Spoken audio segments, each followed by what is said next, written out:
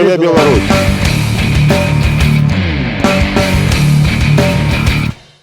Гэта не чарговы, можна казаць, надзвычайны выпуск праграмы «Памежжа», бо да нас завітаў вельмі асабісты госць, камандзір палка імя Каліноўскага Павел дядька Шурмей. Прывітанне, Павел. Прывітанне, Піт. Ну і зараз мы крышечку паразмаўляем з Павлом, і я задам пытанні, якія, напэўна, і вы б хацелі задаць. Калі у вас з'явяцца дадатковыя, пішыце, і калі я буду в Киеве, абавязкова будзе другі выпуск. Все, хадзем. Хадзем па Варшаве, скарыстаемся момантам, я пакажу табе сваю Варшаву, ну і пра нешта распытаюся.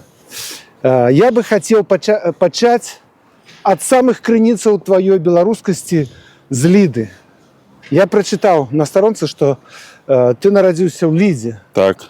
І наколькі ты звязаны з гэтым месцам? Максімальна. Поўнасцю. Нарадзіўся ў Лідзе. Хрысцілі ў касцёле таемна, як і ўсё ў 70-е гады. У эйшышках па-беларуску, эйшышкес па-літоўску, гэта памежжа беларуска-літоўскае. Там пайшоў у школу, скончыў школу ў Лідзе. Ну, так сталася, што праз спорт у канцы 93-го года я ўжо больш пачаў знаходзіцца у Менску, ну і ў другіх гарадах Беларусі, дзе... Чакай, пра спорт. Яшчэ крышечку пра Ліду. Яшчэ крышечку. Так. Вось цікавае пытанне, якое ўжо другі раз вылезае ў маіх гаворках і наогул. Вось беларуска-літоўскае памежжа. Ці ты чуў наогул жыўцом, каб размаўлялі нашыя беларусы яшчэ і літоўскай мовай? Не, ніколі не чуў. Гэтага больш за тое, сям'я ў мяне бацька і ўсе па бацькавай лініі родныя лічылі, што яны палякі, магчыма, лічаць. Дзед мой, як пазней я высветліў ужо, ён нарадзіўся ў 21 году ў Вільні. Таму што, на маю думку, пасля Першай светавой вайны в вялікім горадзе прасцей было знайсці працу, і мой прадзед рабіў боты. Вось, і мне здаецца, там яму было прасцей гэта зарабляць на жыццё. А як казалі, шэўц, швец? На жаль, пра гэта я нічога не скажу. Я больш пра прадзеда свайго чуў, што ён на пачатку Першай световай вайны патрапіў у царскае расійскае войска, быў так дзіўна сталася, таксама кулямётнікам і нават унтэр-афіцэрам. Гэта я не магу ўжо, нема ў каго спраўдзіць. І патрапіў у Бесарабіі, патрапіў у палон, і апынуўся ў Аўстрыі, адкуль пехам прыйшоў на радзіму, калі скончылась Першая светавая вайна. Ведаеш, дзіўна перакрыжоўваюцца нашы сямейныя гісторыі. Мой дзед, як это не дзіўна, ваяваў з іншага боку. Ён ваяваў на баку Аўстрыі в этой вайне. Але ведаючы, што ён не будзе эфектыўны ў вайне супраць сваіх, яго выкарыстоўвалі па ягоным грамадзянскай спецыялізацыі. Ён быў бондарым. І там выразаў для іх лыжкі, бэчкі і ўсё астатняе. Так што цікава, яны нават маглі, тэарэтычна, маглі нават вачыма сустрэцца. Магчыма. Нават перакінуцца слаўцом, бо беларус беларуса, як вядома, заўсёды выдзеліць і заўсёды паспрабуе прыгрэць. Але не моцна. Мы ведаем пра сабе гэта. Слухай, яшчэ крыху пра Ліду.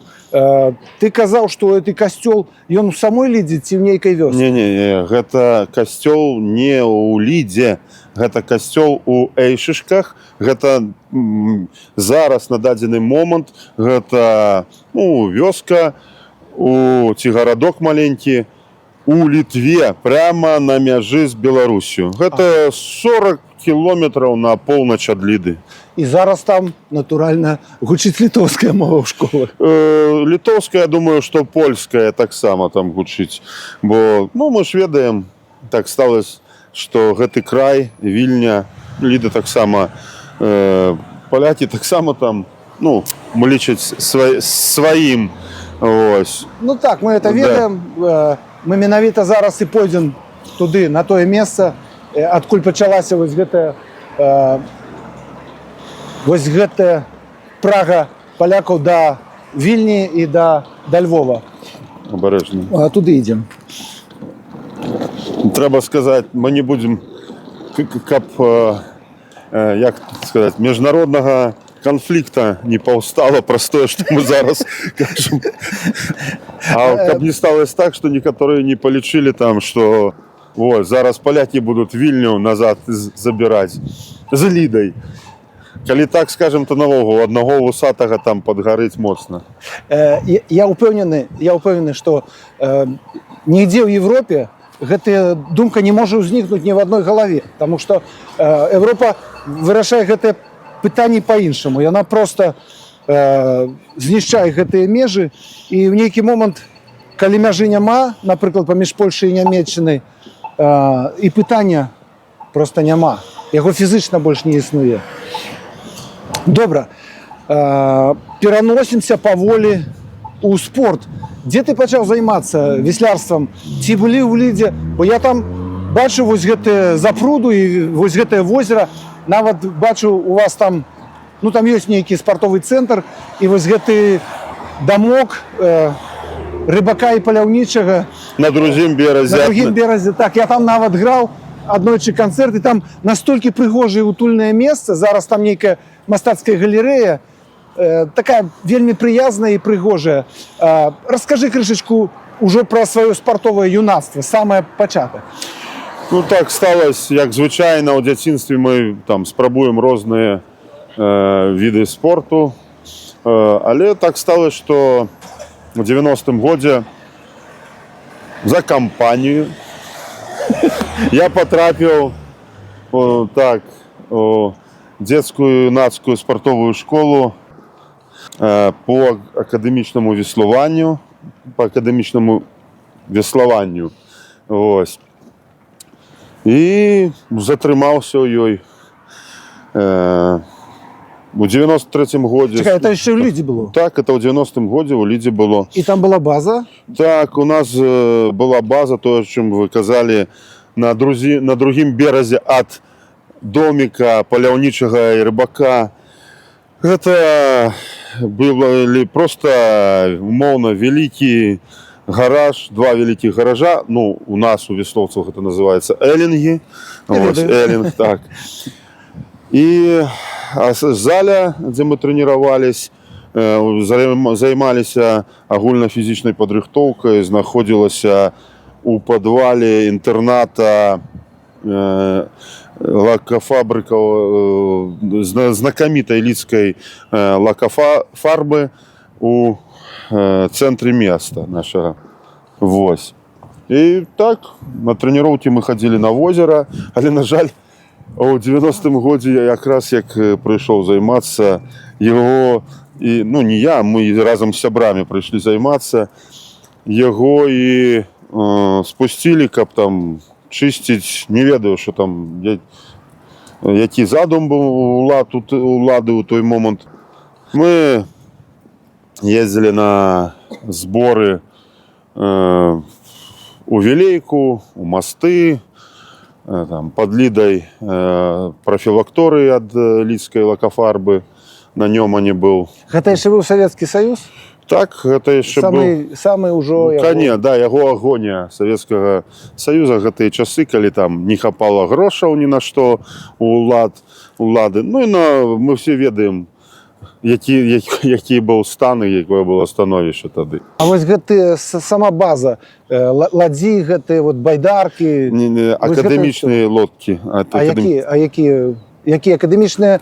Это так званая распашная? Гэта і парная, і распашная, то, аб чым вы кажаце. Просто байдарка, каноэ, гэта крыху іншае, таксама веславанне, но іншае. Акадэмічная гэта вось такая замацаваныя вёслы, як на вікінгаўскай ладзе. Падобна.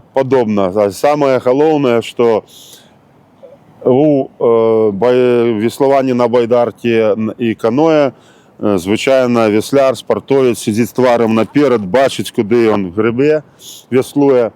А ў акадэмічным веславанні ўсё наадварот, як мы жартавалі, адзіны від спорту, дзе фінішуеш, выбачаеш, с ракай наперад. Ось. Да, ты веслуеш спиной наперад, тебе весь час, калі нема рулявога, па-польску стэрнік, трэба азірацца, і гэта таксама дадае складанасці. Ось, яна можа быць парная, калі ў цябе ў кожнай руцэ па веслу, і можа быць распашная, калі ты веслуеш ці на адзін бок, калі гэта справа, гэта называецца загреб, з загребной стараны, з загреба. Калі гэта на левы бок, гэта называецца з бака. Чаму так, не ведаю. Звычайна бак на флоце гэта тыл човна, ну, тыл корабля. Ну, у нас на левый бок гэта з баку называлася. Зразумела. І пераносішся ў Менск. Як ты трапіў? Скажы, калі ласка, вось гэтыя неверагодныя твае фізычныя здольнасці, гэта ўплывала? Ну, зразумела так, таму я і трапіў. Ну, скончыўшы школу ў 93-м годзе, толькі пасля гэтага ўжо 17 гадоў споўнілася, і я працаваў на будоўлі. Так сталася, што праца на той момант скончылася, і выпадкова я патрапіў на зборы ў Менск, дзе той момант адбіралі каманду юнацкую на наступны 94-й год. У весляроў звычайна сезон, гэта ён пачынаецца з кастрычніка-лістапада, таму што чэмпіянат свету звычайна адбываецца у канцы жніўня, у пачатку верасня. Невялікі, ну, адпачынак пару тыдняў і зноў новы сезон. Таму вось і ў пачатку новага сезона, умоўна 94-го года, хаця гэта канец 93-го быў, і адбіралі каманду юнацкую. Ну, так, праз свае фізічныя здольнасці я і патрапіў, так, можна сказаць, ужо ў вялікі спорт. А ты ўжо пачаў працаваць, ты кажаш? Ну, гэта такая была праца, атрымалася часовая, таму што так, я ўжо на той момант пару там месяцаў адпрацаваў на будоўлі. У нас у Лідзе будавалі так званы паўночны гарадок. Гэта для лётчыкаў, тых, каго выводзілі з ГСВГ, з групы савецкіх войск у Германії. Ніфіга собі. Ведаеш, я все дзяцінства правёў менавіта ў Нямецчыне, в ГСВГ, і менавіта першыя 4 гады я жыў в авіяцыйным палку, ці, не ведаю, эскадрылья, дивізія у Вічтоку. А якая земля, як у немцаў кажуць, гэта было? Вічток, ну гэта, разумееш, это ўсходняя Нямецчына і крыху на поўнач. Зразумела, таму што так сталася, што таксама я немала быў у такім горадзе, як Веймар, дзе таксама у горадзе, вакол горада таксама знаходзілася шмат савецкіх вайсковых часцей. І калі ўжо так мы кажам пра Польшу, пра Варшаву, так сталася, што першы раз я пабачыў Варшаву ў 87-м годзе па дарозе ў Веймар. Цікава. Бачыш, жыццё ўвесь час дае такія знакі блізасці. Цікавыя, так. Добра, ты трапіў у юнацкую нашу дружыну, пераехаў у Менск. Гэта што быў парнат, ці як гэта выглядала? Не, яшчэ на той момант я прыязджаў туды на зборы, кажу, Менск, гэта звычайна на той момант была зіма, а ўжо з канца лютага, з сакавіка месяца мы трэніравались у Пінску і потым пераязджалі ў Брэст. Ну, Брэст, Мінск на той момант Заслаўлі, каля Заслаўля таксама веслярны канал на Мінскам моры быў.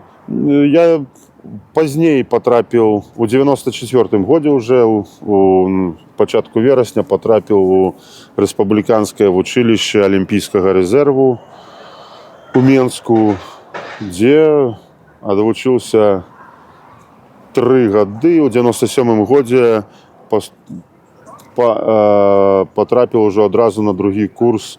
На той момант гэта была акадэмія фізічнага выхавання і спорта. Секунда. Вось гэта Йозеф Пілсудскі, Так. як не дзіўна, твой зямляк. Ён таксама з Віленшчыны паходзіць, як палякі кажуць, з польскай радзіны. Але я думаю, што ўсе гэтыя польскія радзіны гэта былі проста звычайныя беларусы. Я нават чуў, што ён пісаў, апошні, што ён беларус. І менавіта ягоная пасіянарнасць на гэтым і палягала, што ён дакладна ведаў, з якім злом трэба змагацца. І менавіта таму ён здолеў ачоліць гэты супраціў палякаў, якія на той момант былі досыць спецыфізаваны. Яны не хацелі даваць такі адпор Расіі. І толькі дзякуючы пасіянарнасці гэтага чалавека, можна казаць, нашага земляка па зямлі, атрымалася тады адзыскаць непадлегласць. І для палякаў гэта, напэўна, пачатак вось гэтай Польшчы, у якой мы зараз знаходзімся, якой мы ўдзячны і з якой мы ніколі, я ўпэўнены, ніколі не будзем дзеліць нейкія там пункты, нейкія гарады. Толькі, можа, гісторыкі будуць дзяліць, як трактаваць падыходы да, напрыклад, вось да гэтай асобы, ці да Адама Міцкевіча, ці там, не ведаю яшчэ да каго. Да Тадеуша Касцюшкі. Да Тадеуша Касцюшкі, нашага Тадеуша Касцюшкі, на якога прэтэндуюць украінцы, палякі, амерыканцы, французы і толькі в апошнюю чаргу мы. На жаль. Касцюшка з Косова, ён не до конца для іх беларус. Добра. Значит, ты переезжал на зборы. Так. І пачаў ездзіць на спаборніцтва? Так, на спаборніцтва мы пачаў ездзіць яшчэ будучы ў Лідзе, калі мы вучыліся ў школе. Чэмпіянаты Беларусі, первенства Беларусі. Высокіх мест мы там не займалі. На жаль, у нашай школе праз тое, што мы праз умовы было вельмі недастаткова, як бы гэта называецца, спецыяльнай падрыхтоўкі, дакладна на вадзе веславання.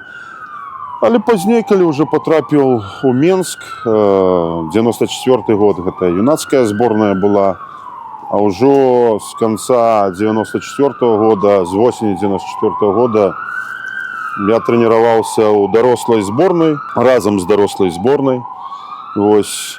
І так, в 95-м годзе мы ўжо сваім экіпажам выйгралі на дарослым чэмпіянаце Беларусі у 2 класах, сталі чэмпіёнамі Беларусі, нават паехалі на чэмпіянат свету по дарослому Фінляндіі. Скажи, экіпаж это двойка? В чэмпіянаце Беларусі так, мы выступалі з двойкі з рулевым і ў чацвёркі з рулевым. І двойка, чацвёрка, васьмёрка это ўсё экіпажы. І у вас уже быў гэты стырнавы? Так, двойкі, мы выступалі двойкі з рулевым і чацвёркі з рулевым. І скажи, ён такі... Ён, умоўна кажучы, яго галоўнае, ён павінен мець вагу не менш за 55 кілаграм.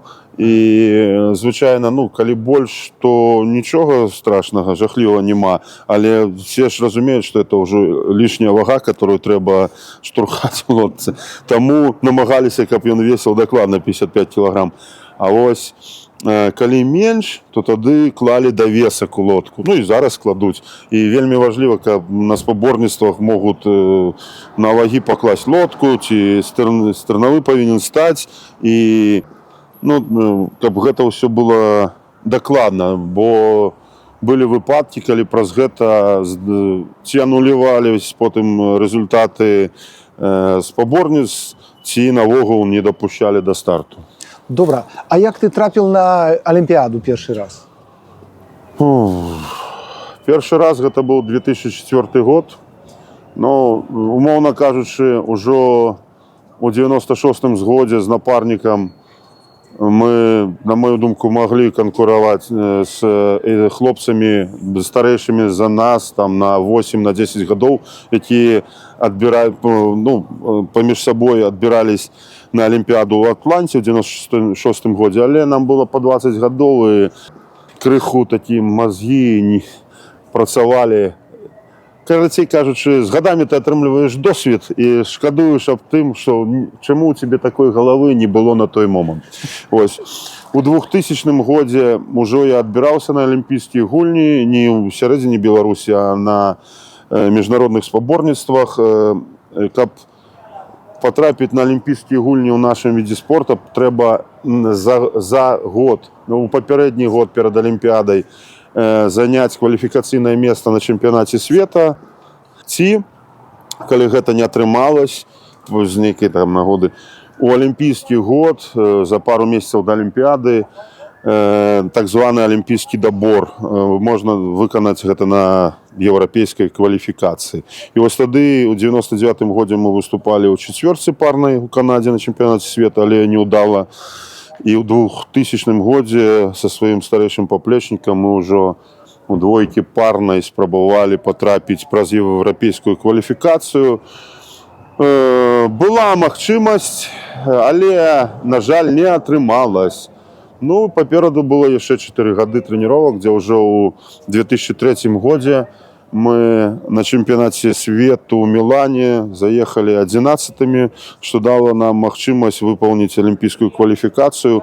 І ў наступным годзе мы ўжо выступалі, ганялись на алімпійскіх гульнях в Афіне, ну, в Афінах у Грэцыі. Таксама мы там не таксама, мы там занялі 6-е месца, але лічу, што там былі некаторыя моманты, мы могли и повинны были биться за медали, ну, докладно хотя бы за бронзу. Ну, так сталося, як уже есть. Мы у той год завоевали Кубок Свету у агульным заліку. Магчыма, не пратрымалі ту спартовую форму, якую мелі ось до самых алімпійскіх гульняў. Ну, у выніку сталі там 6-е. А скажи, спартовая форма для весляра гэта што? Гэта і фізычныя кандыцыі, але весь час трэба, ну, сам навык? Акадэмічнае веславанне вельмі складана коордынацыйны від спорта, таму што ты веслуеш на вадзе. Вада гэта,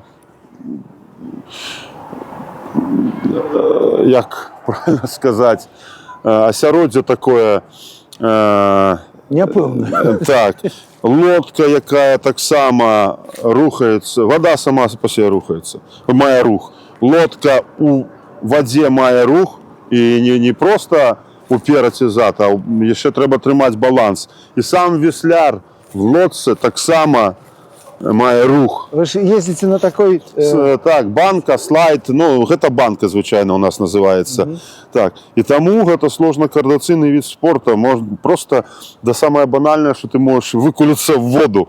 Вось. І таму просто фізічных кандыцый недастаткова. Ад таго, што ты будзеш фізічна развіт, калі там у цябе ёсць, калі адбываецца перапынак, напрыклад, як у нас гэта было на зіму, калі праз пагодныя умовы надвор'я мы не маглі веславаць зімой. І тебе трэба зноў гэты все навычкі у сябе аднаўляць. Зразумела, што чым больш доўж ты веслуеш, чым болей у тебе стаж, тым гэта прасцей зрабіць. Але ўсё роўна для гэтага патрэбен час. Вось, таму і координация паміж партнёрамі, вот двойка ці чацвёрка, гэта ж напарнікамі у нас сказалі. Напарнікамі. Гэта, напэўна, можа самае істотнае, потому так. І вось асабліва в экіпажы, там, двойка, асабліва чацвёрка, васьмёрка, так, чалавек мог у адзінцы паказваць добрыя вынікі, але калі яго садзілі в экіпаж, ён там, ну, не патрапляў яго. Ці, моўна, не в экіпаж, а ў працу экіпажа. І толькі сапсаваў яе. І, напрыклад, можна было б нават так пасадзіць 4 добрых адзіночнікаў, але яны не змаглі б паміж сабой і тэхнічна, і псіхалагічна таксама. Яны ж адзіночнікі, яны ж лепшыя, ось, паказаць вынік. І, напрыклад, можна было пасадзіць 4, ну, не тое, што сярэдніх, але так, вышэй сярэдняга ўзроўня весляра, яны маглі паказаць вельмі добры вынік у чацвёрцы, таму што яны тэхнічна друг да друга падыходзілі, яны змаглі бы там псіхалагічна, фізічна працаваць разам. І гэта вось зараз, не толькі зараз, і у жыцці пасля спорта, і ўжо там працы на будоўлі, і зараз нават на вайне, все калектывы, все мужскія калектывы, у непростых умовах, псіхалагічных умовах, і ўсё вось гэта досвед спорту, вялікі досвед спорту, вельмі дапамагае.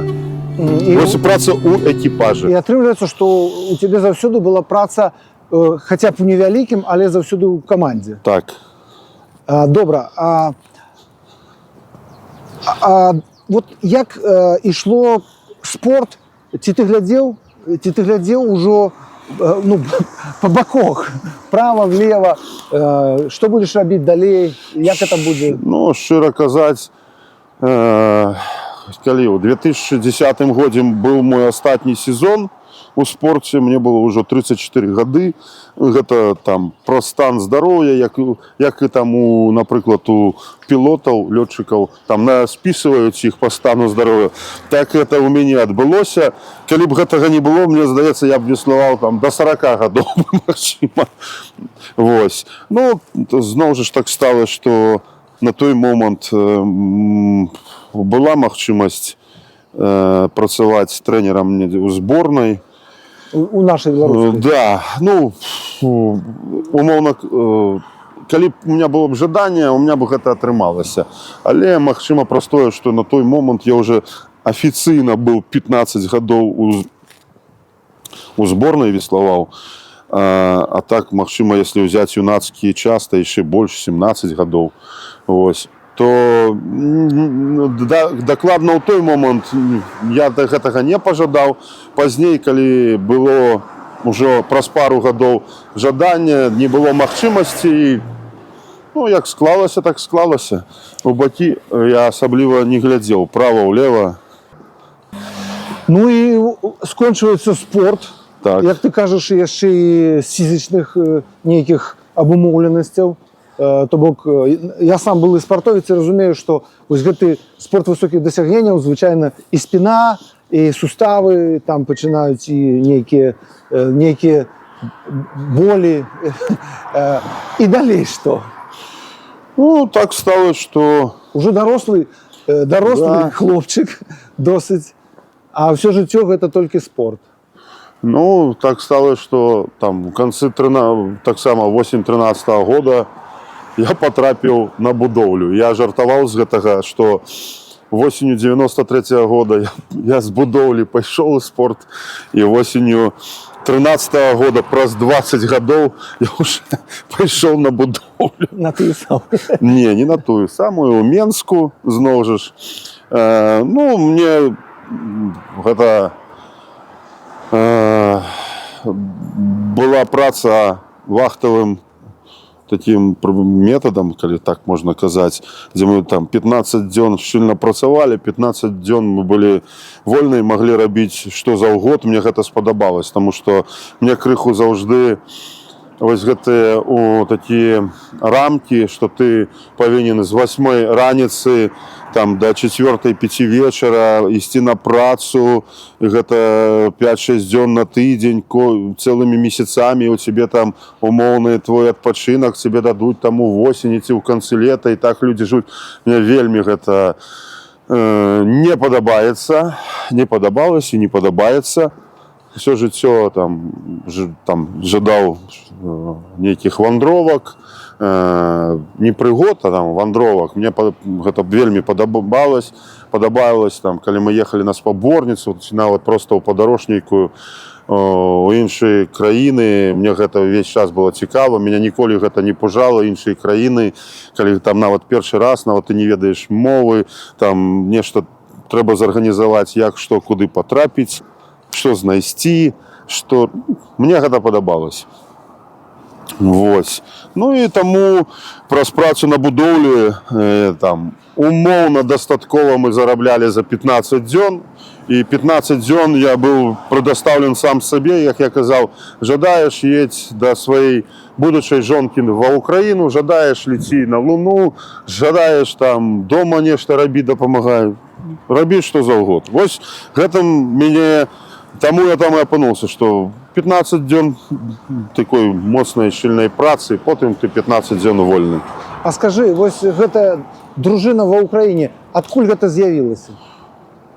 Ну, так стало, что мы познакомились с ёй в 2006 годзе, але мне уже было 30 год, а ёй только 18, але уже початку 2008 года на сборах спортовых мы апынуліся разом в Бельмикене, в Болгарии. Это зимовая база в горах, вельмі прыгожая там природа, зима, шмат снегу, такое пасля Нового года, ну, такі добрые, я не ведаю, как такое час года ці што. Карацей, пасля гэтага мы ўжо і былі разам, і разам до гэтага моманту. Ага. Ты пераехаў ва ўкраіну? Я не пераехаў ва ўкраіну, я працаваў там у Беларусі, у Расіі, потым ездзіў часта ў Злучаныя Штаты, выступаў па ветэранам і, ну, умоўна, перад вайной астатнія годы я перад гарачай фазай вайны, астатнія годы я жыў на 3 краіны. У Беларусі былі бацькі, радзіма, бацькаўшчына, жонка ўжо на той момант. Мы пачалі сустракацца, як гэта кажуць. Ей 20 было ў 2008 годзе. Вось. А сур'ёзна сустракацца, окей, у 2008 годзе, а веселье сыгралі толькі ў 2015 годзе. Вось. Зразумела. Давай тут перайдзем каб это. Таму і кажу, што жона была не проста моей дзяўчынай на той момант, а жонкай. Угу. І ты жыў на 3 краіны? Так, я кажу, Беларусь гэта бацькі, гэта радзіма, бацькаўшчына. Ва ўкраіне каханая жонка, сябры. Дзе вы жылі ва ўкраіне? У Мікалаеве.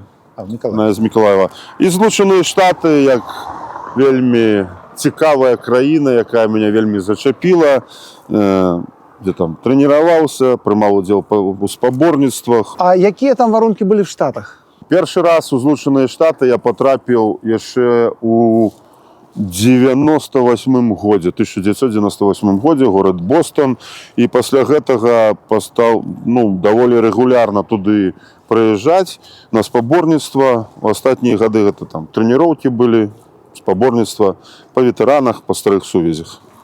Угу. Просто я, калі слухаў твае папярэднія інтэрв'ю, я пачуў, што вось гэтая гарячая фаза, так. Як ты слушна заўважыў, што вайна з 14 года пачалася, і мы все за ёй сачылі, усе абралі бок, нам все было зразумела, але гарячая фаза заспела цябе менавіта в Злучаных Штатах. Так, менавіта ў Злучаных Штатах. І зараз вельмі істотны момант. Што ў табе адбывалася ў душы? Як ты адчуў гэты момант?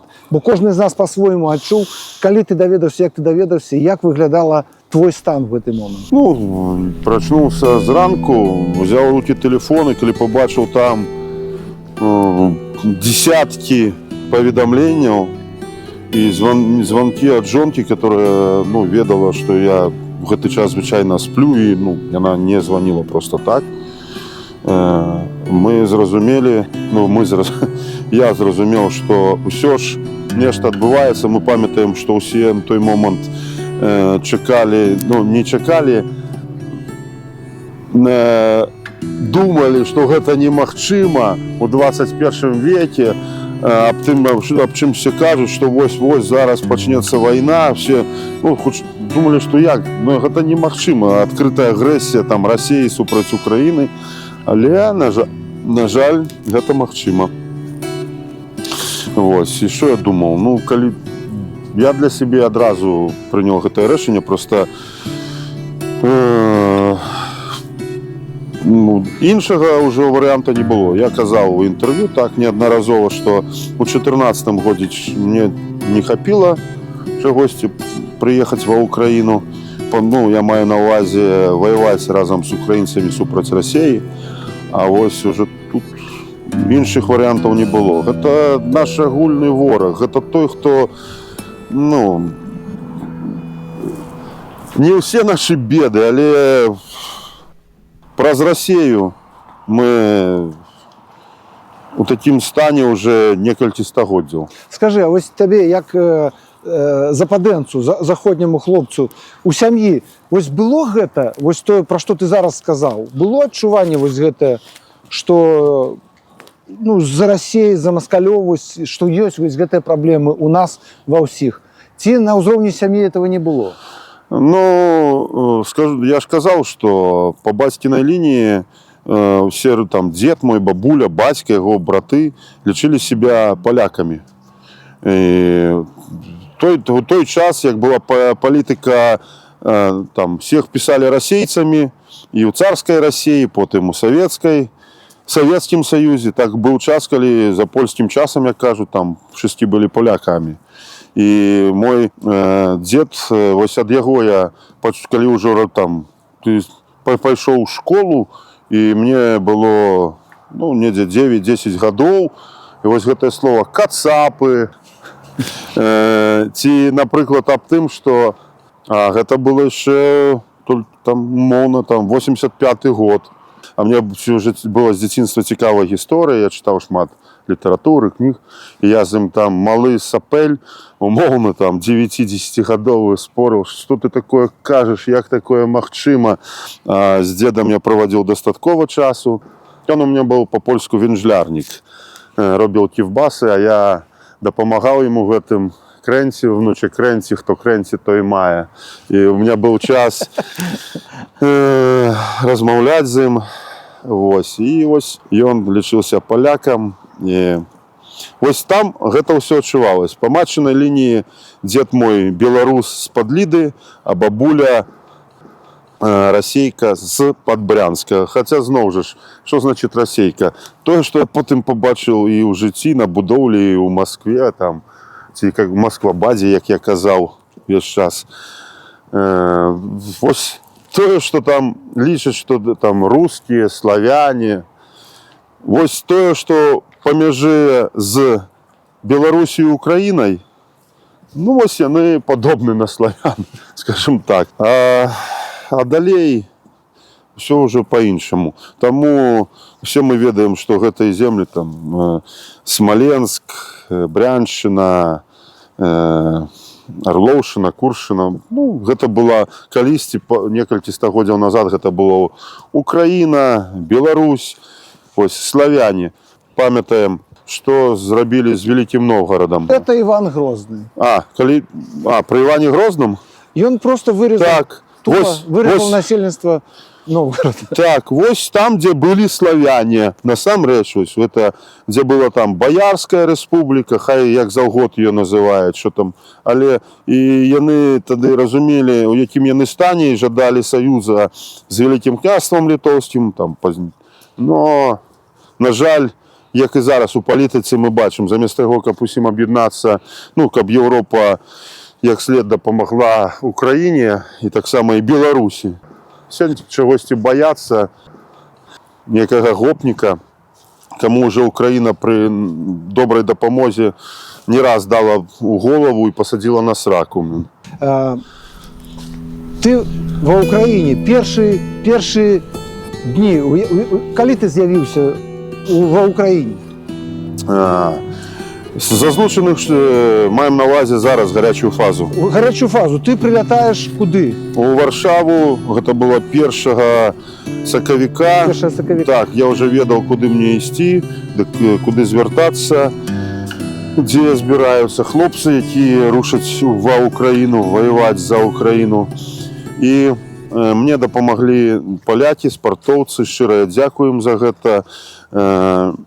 Набылі Volkswagen T4 бус, на якім я прыехаў у Падаржэшув, дзе там чакалі таксама хлопцы па дарозе, беларусы, таксама абладанне, амуніцыя, якую таксама назбіралі беларусы.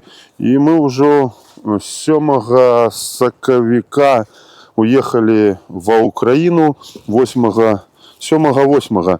Праз Львоў дзень мы правялі ноч, пераночылі ва Львове і уже, кажу, 8 сакавіка, хутчэй за ўсё, мы былі у Кіеве, дзе прыядналіся да ўсіх беларускіх добраахвотнікаў, які ў той момант у Кіеве на базе ТРО Азова групаваліся, трэніраваліся, і дзе была абвешчана 9 сакавіка аб стварэнні батальёна імя Кастуся Каліноўскага. То бок уже вось гэты знакаміты бой быў, і ўжо ўзнікла ідэя рабіць менавіта нацыянальную адзінку. Знакаміты бой, гэта з Вілу Сан-Марынам маецца на ўвазе.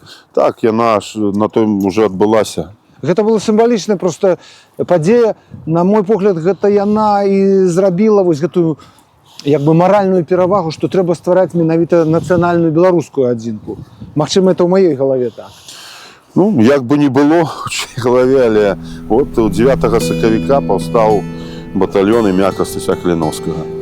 І скажы, што ўжо была зброя, ўжо было зразумела больш-менш стан акрэслены. Ці як это выглядала? Ці это было пакуль што яшчэ партызанскі атрад? Нет, но гэта не быў, там ваяроў з ваенным досведам службы ў войску было не шмат, а з досведам баявых дзеянняў у нас, беларусаў, было навогул адзінкі там. На жаль, светлая памяць іх — гэта Паша Волат, гэта Ваня Брэст. Вось, ну, дзякуй Богу, дай Бог здароўя, шчасця. Ян Беларус, ён з намі. Вось, іншыя хлопцы. І мы трэніраваліся, мы рыхтаваліся. Прыехаўшы туды, патрапіўшы туды, ўжо там на другі-трэці дзень я атрымаў зброю. Гэта быў ручны пулемёт Калашнікова. І мы рыхтаваліся, і з нас мы ўжо там, грубо кажучы, ўжо з нас стварылі аддзяленне, звязы, і мы, як там па выніках гэтых трэніровак, колькі там, где-то каля 2 тыдняў мы паспелі патрэніравацца, з нас отобрали каманду, гэта было першае аддзяленне першага звязу, хутчэй за ўсё, так можна сказаць, і мы патрапілі ў Ірпень. Ага, то бок вы вось в самых этих гарячих кропках паспелі паваяваць. Ну, там самыя гарячыя кропкі, яны і зараз ёсць, яны амаль паўсюду і яшчэ, на жаль, наперадзе. Так, мы прынялі ўдзел у баях у Ірпені, вось наша гэтая група, пазней уже навогул цалкам цэлы звяз, калі не памыляюся, праз пару дзён пасля гэтага туды выдвінуўся, але на той момант пасля нашага першага баявой працы ў Ірпені мяне ўжо прызначылі камандзірам другой вучэбнай роты.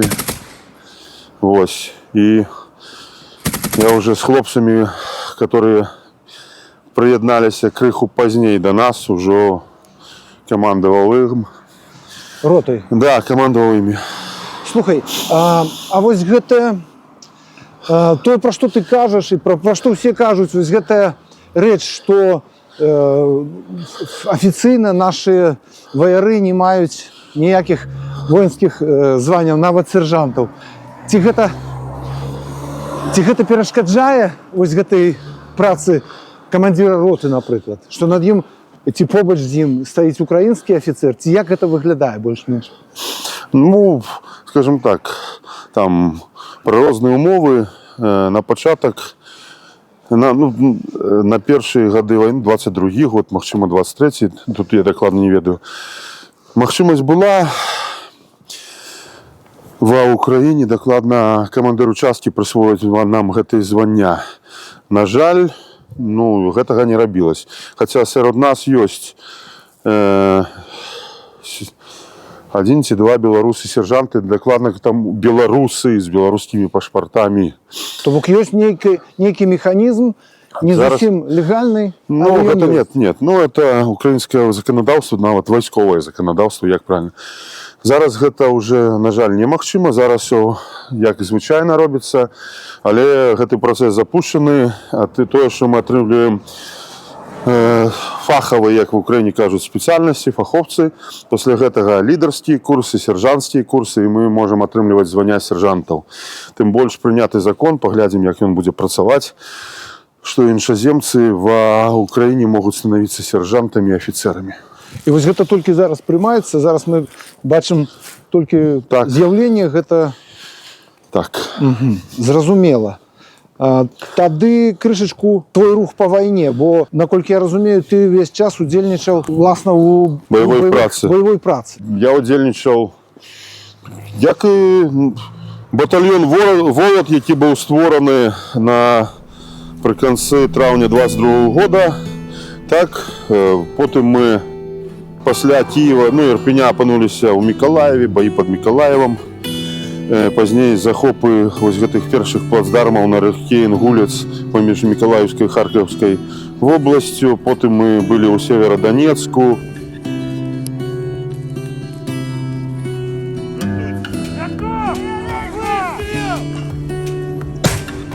Пад Лісічанскам, дзе, на жаль, загінулі нашы хлопцы і патрапілі ў палон.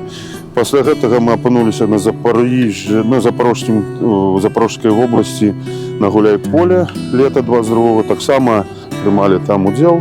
Восенню 22-го года мы патрапілі ў Бахмут, дзе ваявалі аж да траўня 23-го, але дакладна там, у Бахмуце, у канцы снежня 23 года, не снежня, выбачаю, студеня 23 года, дакладна ў ноч з 19 на 20 студеня, так, атрымаў параненне, пасля якога, лікавання, такое дастаткова важкое параненне, лікаванне, рэабілітацыя, і пасля нават я з'язджаў у Злучаныя Штаты на некалькі месяцаў, і у лістападзе мінулага года я павярнуўся ва Ўкраіну, зноў пайшоў на кантракт, павярнуўся ў полк, потым прымаў удзел у баявой працы уже ў гэтым годзе студзень, люты, сакавік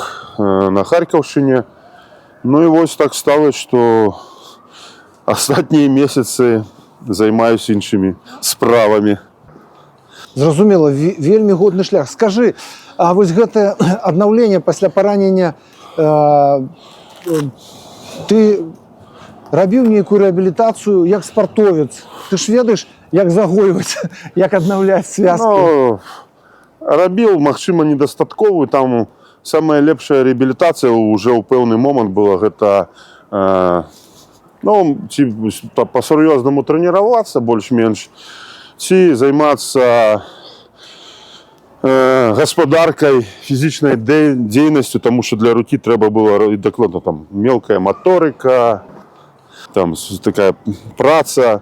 Яна аднаўляецца мнейшай да гэтай пары, я так адчуваю. Зразумела. Скажы, а вось ва ўмовах, я быў у вас в Располаге, я, на жаль, не патрапіў туды на фронт, на нуль так званы, але я прыкладна бачу умовы. Ці знаходзіцца там час просто для руціннай фізычнай падрыхтоўкі? Просто ці знаходзіцца матывацыя для гэтага? Вось матывацыя гэта самае галоўнае. Таму што калі у чалавека ёсць матывацыя, ён знойдзе час у любых месцах. Мы бачым шмат відэо, ролікаў, як хлопцы ЗСУ каля нуля, у такіх нават умовах там адціскаюцца, там прысядаюць, робяць бёрпі ці яшчэ нешта. Гэта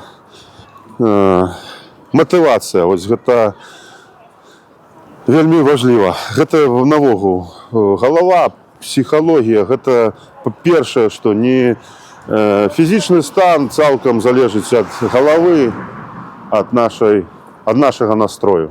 А вось у структуры падрыхтоўкі рэкрутаў, у структуры штодзённага існавання палка ваяроў уведзена вось гэта фізічная, хаця б зарядка? Гэта залежыць ад падроздзела, ад групы. Так, щоб гэта было прям прынята ва ўсім палку, такога няма. Але некаторыя падроздзелы гэта практыкуюць, і гэта добра. Бо я, размаўляўшы, напрыклад, з хлопцамі, я размаўляў і з кітом асобна, і размаўляў з псіхолагам асобна, Яны абодва знаходзяцца в надзвычайнай фізичнай форме, асабліва псіхолог. І абодва ставяцца да сваёй фізичнай формы не як спартоўцы, а менавіта як прафесійныя ваяры. Што калі ты хочаш выконваць нейкія вайсковыя справы, ты просто мусіш быць фізічна падрыхтаваны. Згоден. І для мяне гэтыя словы былі нават, ведаеш, крыху мяне здзівілі, бо звычайна ў маладых мужчын вось гэтая спартовая форма, яна звязана крыху з іншым. А вось тут было такое досыць прафесійнае стаўленне менавіта як, што это частка прафесіі воіна. Ёсць неабыякавыя беларусы, якія спачатку сабралі грошы, а потым набылі дроны камікадзе. Гэта амаль самая патрэбная рэч зараз на вайне, таму што гэта расходнік. І гэта тое, што не паспявае забяспечыць ні Украіна, ні ўвесь свет, гэтыя рэчы, якіх увесь час не хапае. Чым болей будзе дронаў камікадзе, чым болей будзе дронаў мавікаў, тым лягчэй будзе ваяваць нашым хлопцам. І вось гэтыя неабыякавыя беларусы сваёй дапамогай таксама сабралі сродкі, закупілі новае абсталяванне. Гэта не простыя дроны камікадзе, гэта іх удасканаленая версія. Фірма, якая гэта зрабіла, мае назву Set Unit. І зараз я перадам іх пад камеру камандзіру палка, дядьку Павлу Шурмею. Будь ласка, дядька, запрашаю.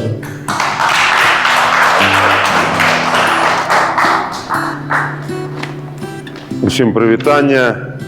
Шчырае дзякуй за тое, што вы прыйшлі. Шчырае дзякуй за вашу падтрымку. Вось такая штукенция. Як вы разумееце, сюды мацуецца прапелеры, а сюды мацуецца баявая частка. І вось 3 таких дрона мы перадаем нашим ваярам ад неабыякавых беларусаў. Яшчэ раз, фірма Set Unit.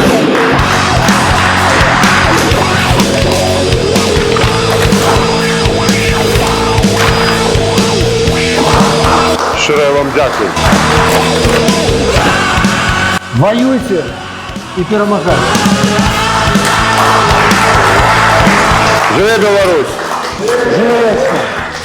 Ну что, мы будем развитываться с нашим гостем. Я спадзяюся, гэта не апошняя сустрэча, а наша першая ў межах памежжа. Ну і, магчыма, сустрэнемся ва Ўкраіне, таму што я планую. Все. Чекаем у госці. Дзякуй шчырае. Пазнаёміцца і дзякуй за Дзякуй. інтэрв'ю. Шчыры дзякуй за вашу працу. Жыве Беларусь! Жыве. Вечна.